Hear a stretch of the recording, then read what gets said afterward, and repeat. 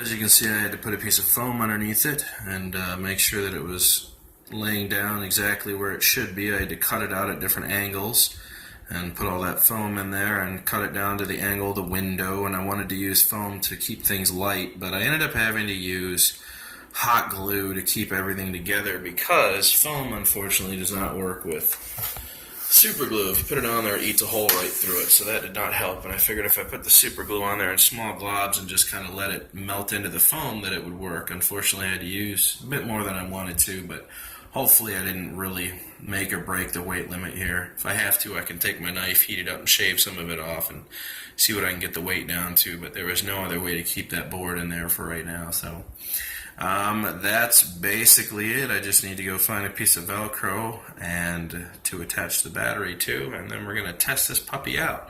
So, came home, cut some foam down with a knife, heated up the heat gun,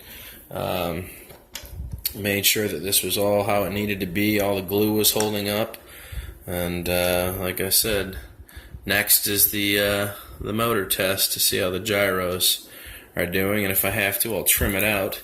And if I really need to, I'll rip that foam out of there and redo it again.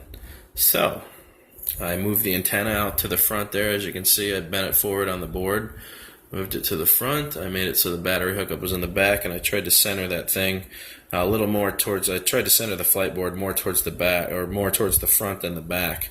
To the extent of what the wires could handle. As you can see, they're pretty tight in the back and then they're loose in the front, but I tried to move the board more towards the front so that the weight would be back there to make up for the weight of this thing in the back.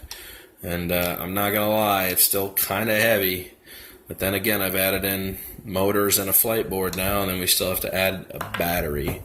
So let's hope but it does look pretty cool. Worst comes to worst, it's going to become a shelf item.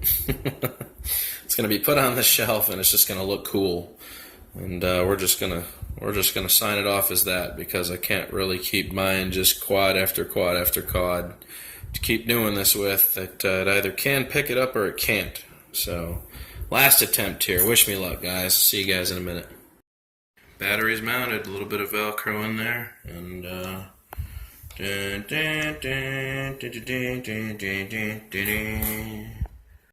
alright guys, battery's charging, batteries are in the controller,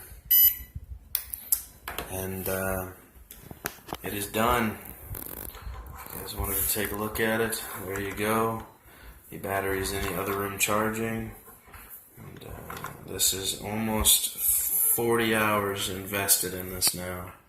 I know it doesn't look like much, but custom paint job, built Mr. Fusion for the back of it. Like, there was a lot of design and spec work that went into making this work properly.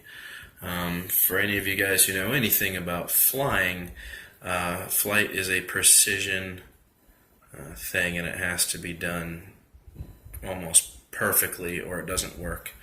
Tomorrow is going to be the moment of truth.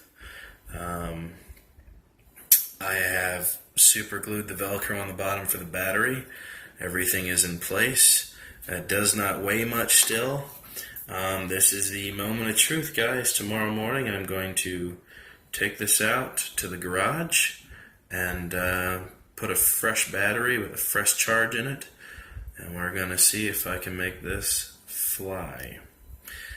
I hope all of you are wishing me luck, and this is going to be your opportunity to say fly or fail.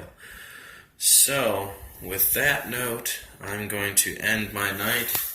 It is almost midnight at this point outside, and I'm done. I'm unplugging things now and putting tools away, and I'm done for the night. So, drone worship is out.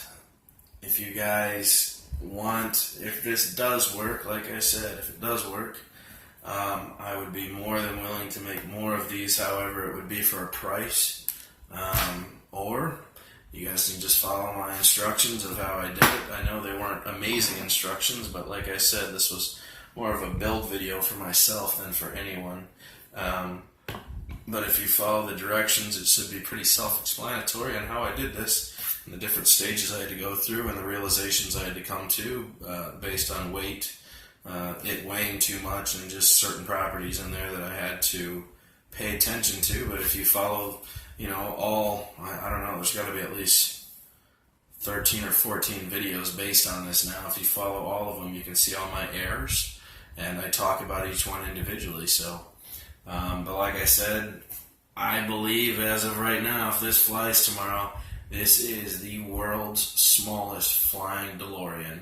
And I may actually get a hold of the Guinness World Book of Records and see if they have something that might fit this category, or they'd be willing to accept it as a new category. Who knows, man? I might have some fun with this. We'll see. Please, everybody, wish me luck. This was a lot of time spent project in finding different motors and batteries and quads that would work for this build, and I believe I've perfected it. I think it will fly, and I think it'll fly well. So, tomorrow's the big day. What do you guys think? Flight or fail? Let me know. Drone worship, I'm out. Toodaloo.